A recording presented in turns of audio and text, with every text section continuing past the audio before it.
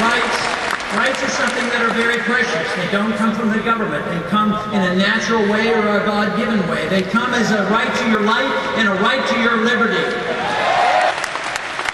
I believe the trends in the school system over the last many decades has been detrimental. And it hasn't been one party. Even in the 50s it started with the federal government getting involved. There is nothing in the Constitution that says the federal government should be involved in education at all.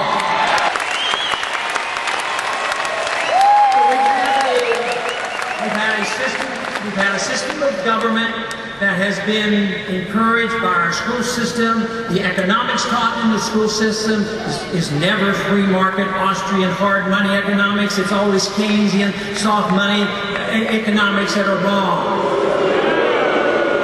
And not only that, we get taught history in our public schools. And who are the great presidents? The great presidents are always said to be the ones who run a war. Why don't we have the peace candidates be the great presidents? Something else has happened over the many decades, and that is our confusion on what patriotism is all about. Guess who the true early American patriots supported? They didn't support the current government that they had, and yet today they want you to believe that patriotism means that you support everything the government wants. A true patriot defends liberty and the people. And just naming a bill the Patriot Act and voting for that doesn't make you a patriot. The true patriot will repeal the Patriot Act.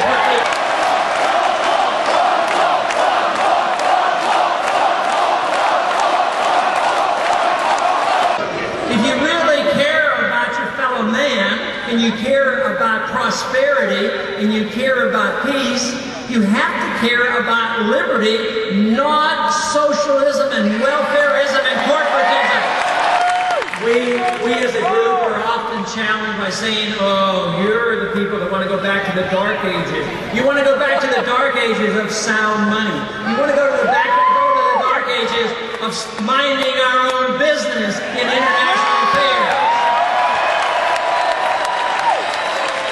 But the real truth is that the old-fashioned ideas is tyranny, and we want to get away from those old-fashioned ideas. Freedom is a new idea, and it's only been tried in a short period of time, and that's when the world has become more productive and poverty has been wiped out. But what do we see now? We're drifting back in that direction, and people are moving into poverty, even in this country, because they do not understand and do not defend the principles of liberty.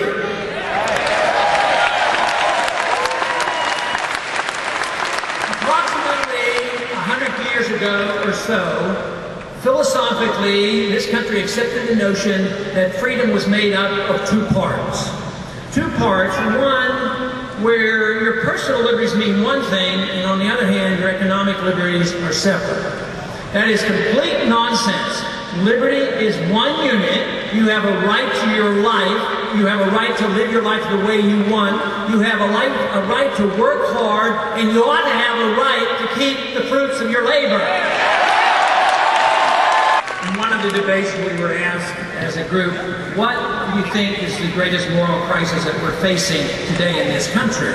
And the thought that crossed my mind during that debate, and I still believe it's one of the most serious moral crises we face, and that is we as a nation have come to accept, at least the policies go in that direction, that we as a nation now accept the principle of preventive war, actually start a war.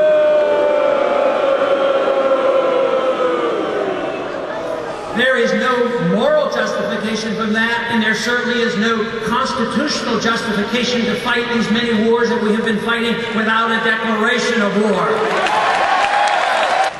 We take the oath of office to obey the Constitution when we're sworn into office, and we take that when we're sworn into the military. And we swear to uphold the Constitution against all enemies, foreign and domestic. guess what? We do a pretty good job defending against foreign threats. We overdo that because we have no foreign threats. We have no threat that somebody's going to invade this country. We have a threat of terrorism, and that is a consequence of a seriously flawed foreign policy.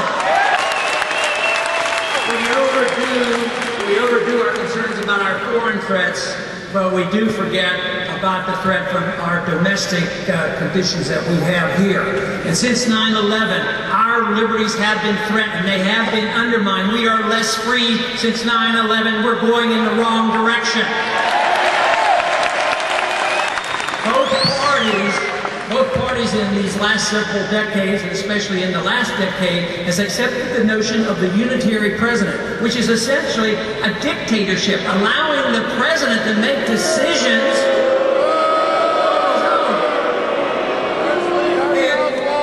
Just think of the inconsistency of turning this power over to the executive branch and then allowing the president to make these decisions, writing executive orders. There should be essentially no executive orders, or very, very few executive orders.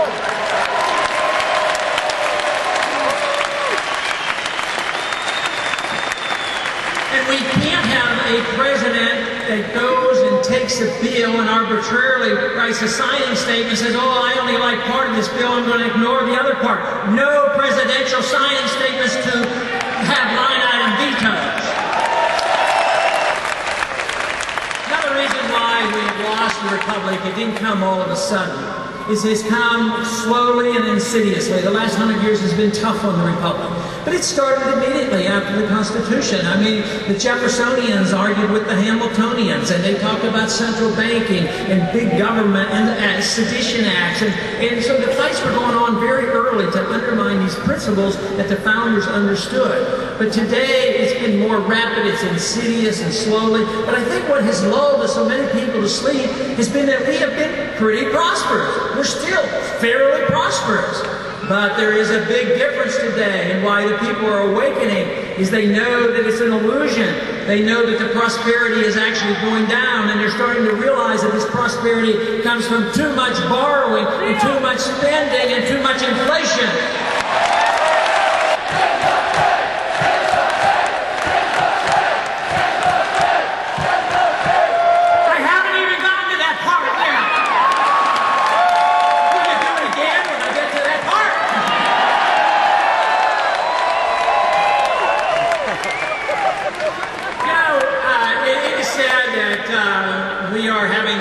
Terrorism because of the clash of civilization. Another civilization wants to attack us because we are a certain civilization. I haven't bought into that. But there is some religious problems in the world that helps contribute to this, and there's a foreign policy problem that contributes to it.